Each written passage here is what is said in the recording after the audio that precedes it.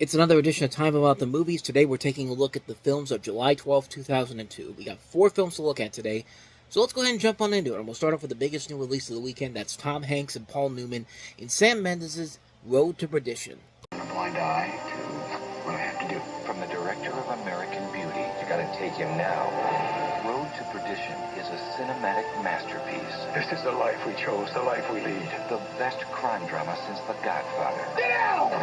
An unforgettable emotional journey. I have to protect you now. The year's best movie. Tom Hanks, Paul Newman, Jude Law. Road to Perdition, rated R, starts Friday, July 12th. So how many of you out there actually knew that this was based off of a DC graphic novel? Because I known about this movie for the longest time. I saw this movie a long time ago. I never put it together that this was based off of a DC graphic novel. But no, it actually came out in 1998 as a graphic novel by Max Allan Collins. And I actually included in my earliest DC Ember reviews on the website. But I thought that was very interesting. I never would have put Road to Perdition and DC in the same category before. But lo and behold, that's what we got here. So the story of Road to Perdition, you have Mike Sullivan, played by Tom Hanks, who works as a hitman for a crime boss, John Rooney, played by Paul Newman. Sullivan views Rooney as a father figure. However, after his son is witness to a killing he has done, Mike finds himself on the run, trying to save the life of his son, at the same time looking for revenge on those who wronged him. You also have Jude Law as a hitman who's also trying to kill Sullivan as well. It's a good movie. I would say that because one, you got Sam Mendes. He was just coming off of American Beauty. You've got the screenwriter of this is the writer who also wrote The Bourne Identity, produced by the Zanuck brothers, who produced the Best Picture winners of Amadeus and Driving Miss Daisy. Tom Hanks, Paul Newman. Chances are it's going to be a great movie. And one of the most notable things you'll take right away from the movie is how gorgeous it looks. This is done by Conrad Hall, the late great Conrad Hall, who did the cinematography for American Beauty, which American Beauty is one of my favorite movies of all time. It's just beautiful to look at, capturing that gritty 30s style the movie should be aiming towards. In fact, Hall and Mendes actually took a lot of inspiration from the paintings of Edward Hopper and sought to convey similar atmospheric lighting for those scenes, applying the less is more mantra. And it works very well here. You can see why it got him an Oscar, and he passed away just 2 months before the Oscars, so what a way to go out in your career, man. But yeah, this is a great movie. It's one of the definitive crime movies, and one of the better crime movies that came out in that decade, besides, of course, The Departed, which we'll get to in 2006. But it's another great performance by Tom Hanks, giving yet another versatile performance in his illustrious career in the role of Mike Sullivan. Maybe it's not up there with some of his greatest performances overall, but it definitely shows he's got what Hanks is good at. I mean, he can play all these different roles, usually doing a great job at it. The rest of the cast is great. Paul Newman, fantastic. Tyler Hoechlin, who plays Mike's son, is very good. In fact, the only performance that I feel is kind of a little bit over the top is surprisingly Jude Law. I mean, Law's been well known as a great actor in his career, but this is the one I felt like he kind of was a little bit too cartoonish for his own good. And it kind of stumbles here a little bit with his performance. It's not a bad performance, but it's definitely the weak link in a cast that includes such acting legends in it. I mean, the music overall is well done. Once again, another Mendes reliable, Thomas Newman doing the score. Very well handled, very good. Doesn't feel over the top or poorly produced. It feels legitimately done. David Self writes a very good script, keeping you involved with the twists and turns of the film, and providing some good ones that come out of that come out of nowhere, but kind of fit with what they're trying to tell in the story. It's a very slick, stylish, over-enjoyable crime film. Great performances, beautiful cinematography, great music, a good script, fantastic direction. Just, it leads to probably one of the greatest crime movies of recent memory. It's a great cinematic achievement for Sam Mendes, and another one of the better DC movies to come out between that gap between 1997 and 2005, when they didn't really know when comic book movies were not the norm that they are right now. But if they kept this up, they could have probably been on their way to being a formidable force against Marvel's movies. And I say that, but then the next movie that they put out was The League of Extraordinary Gentlemen, and that we will get to next summer. But trust me when I tell you, that's another big blemish in what DC was trying to do around that time. But Road to Perdition is a great movie regardless, so I highly recommend that one. With that said, on to the next movie. You've seen it, haven't you?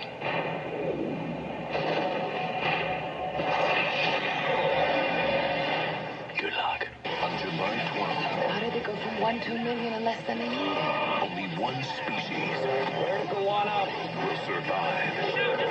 Matthew McConaughey, Christian Bale. Reign of Fire. Rated PG-13. Starts July 12th. A movie with so much going on in it, Reign of Fire, with Matthew McConaughey and Christian Bale, directed by Rob Bowman, who directed the X-Files movie, and would follow this up with the infamous Elektra. So 1 out of 3, I guess, isn't bad, I guess, but the plot of this movie is that it takes place in England in the year 2020, 20 years after a London underground tunneling project inadvertently awakened dragons from centuries of slumber, and the creatures have subsequently replaced humans as the dominant species on Earth. While the fate of mankind is at stake, 2 surviving parties, led by Christian Bale and Matthew McConaughey, find that they must work together to hunt down and destroy the beast in a desperate attempt to take back the world. Yeah, remember when those dragons were found in England 4 years ago? I mean, it was all over the news. I mean, screw COVID. That was the big story of 2020. And, yeah, that, of course, that didn't happen. But, this movie's pretty stupid. I mean, this is a movie that might have some good ideas to it. Some impressive visual effects. Don't get me wrong. Some of the visuals can look pretty decent at times. But yeah, you have a movie with Matthew McConaughey and Christian Bale, and you do expect a little bit more from it. An idea like this maybe could work if you had a better screenwriter on it, or maybe a better director. But yeah, it's another one of those dragon movies that was just coming out around that time that just couldn't muster a great film in the process. I mean, they can't all be Dragonheart. They can't all be the recent Dungeons and Dragons movie, Honor Amongst Thieves, the one that just came out recently, not the abomination that was the 2000s one. But yeah, we can't all be Lord of the Rings either. Like, I think this was Disney's attempt to try to create a Lord of the Rings franchise, and it just didn't work out. And it also produced by the Zanuck brothers, Zanuck filmmakers, Richard D. Zanuck and Lily Finney Zanuck. So, even though they make great movies like Road to Perdition and Amadeus, they can also make movies like this. And yeah, not much more to say about this one. A pretty bland movie. Nothing too interesting about it. I mean, it's just a good idea, just a missed opportunity on so many levels. And this isn't even the most embarrassing Christian Bale sci-fi film to come out in 2002 that some people actually have feelings for.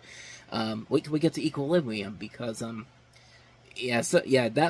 one is seen as a cult classic. But let's just say that I'm one of those people that's you're probably not going to be too happy with what I have to say about that one. But that's Reign of Fire. So let's go ahead and move on to our next movie, which is, speaking of disappointments, Halloween Resurrection. We've chosen to stay the night. We're in. In the house of the world's most notorious serial killer. Every time I let you two talk me into something, I live to regret it. But on July 12th, the broadcast is live. But the house Scared? No. is his. Halloween Resurrection. Oh, Michael. I knew you'd come sooner or later. Rated R. In theaters everywhere Friday, July 12th. And the award for the most misleading trailer of all time is Halloween Resurrection. Because let me tell you something, almost none of what happens in that commercial happens in this movie. In fact, Laurie Strode is in the first 5 minutes and then she's killed off, which, warning sign number 1, you should avoid the hell out of this movie. But warning sign number 2, it's got Busta Rhymes in it. And yeah, this is one of the worst Halloween movies ever. And but hey, it's got the same director as Halloween 2, so that should put the butts in the seats, right? No. So Michael Myers is back, causing more of a murderous rampage in his hometown of Haddonfield, where his childhood home is used for a live internet horror show, which features some notable names in there: Bianca Kajalik, Thomas Ian Nichols, Ryan Merriman, Sean Patrick Thomas, and Tyra Banks.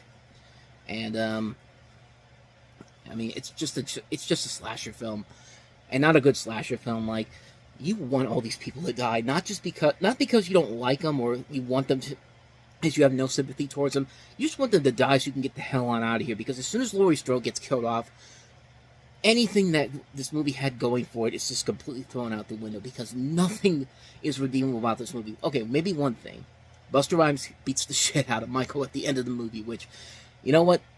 I'll give him that. That's probably the best thing about this movie. But we have the internet for a reason, so you can find that, and you don't have to watch the movie. You have to sit through 90 minutes of this movie to get to that point.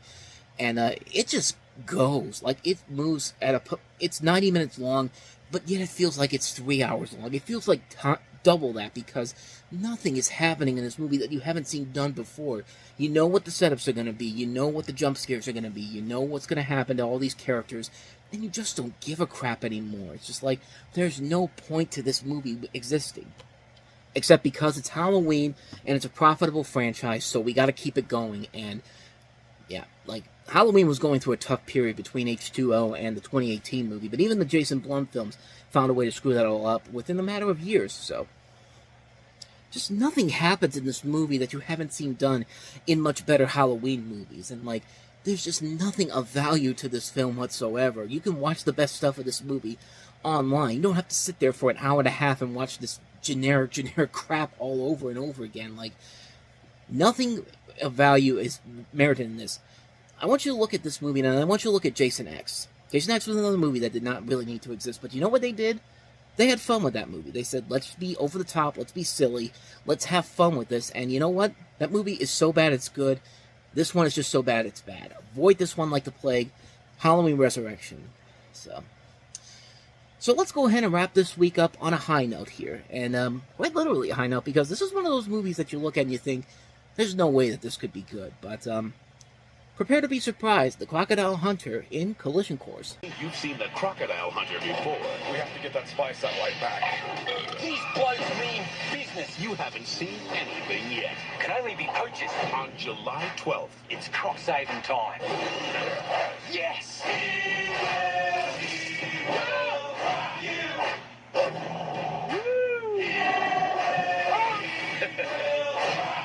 The Crocodile Hunter Collision Course, rated PG, opens everywhere July 12th. Hear me out. I know that trailer was terrible, but I can't show you the real trailer because, you know, MGM's just one of those companies like Universal, and now it's apparently Sony and Warner Brothers, who we're getting to that point where I can hardly use trailers in these without getting copyright claims, so that's what I had to use for that one. But the Crocodile Hunter Collision Course, in probably one of the weirdest decisions to go to the big screen, we have this movie, and yet, it surprisingly is very, very fun. This is based off, of course, of the Discovery Channel series, The Crocodile Hunter, and you have Steve Irwin and his wife Terry, who attempt to save a crocodile from poachers, in quotation marks, because they're actually two men from the American CIA, who are agents who are after them because the crocodile in the Irwin's possession has accidentally swallowed an important satellite tracking beacon from space.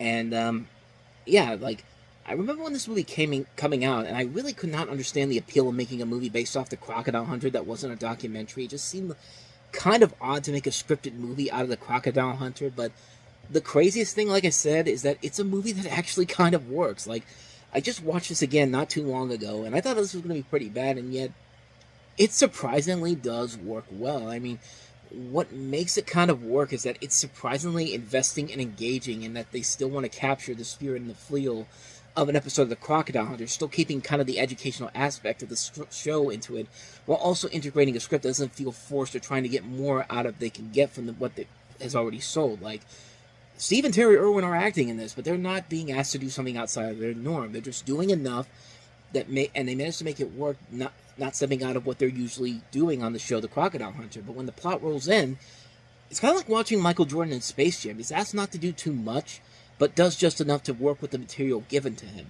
And you've got a pretty good cast. I even like how they managed to bring back Timothy Bottoms, who I think is probably one of the best George Bush impersonators we have out there, who had just played him in That's My Bush the year before, and then he played him several more times, including in a serialized version of DC 9/11 Time of Crisis, which was like a Showtime made-for-TV movie. But the jokes are surprisingly good, too. Like, there's some kids' movie gross-out humor in this, and it's kind of funny at times, but you do get a decent chuckle here and there.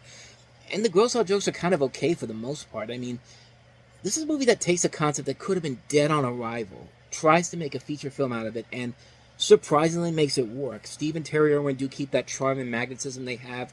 The script keeps the show and the spirit of the series intact while also injecting a new story to work with. The jokes, for the most part, work. It's a fun movie, and not one that's going to warrant a ton of rewatchability overall, but it's definitely a lot better than I think a lot of people give it credit for. For a one-time watch, I'd say definitely check it out. You might actually be pleasantly surprised on how good it actually is. Like, it's a fun movie. It's a fun movie that takes a concept that probably should not work on the big screen and somehow manages to get a lot more out of it than I would have ever guessed I recommend it. Crocodile Hunter Collision Course.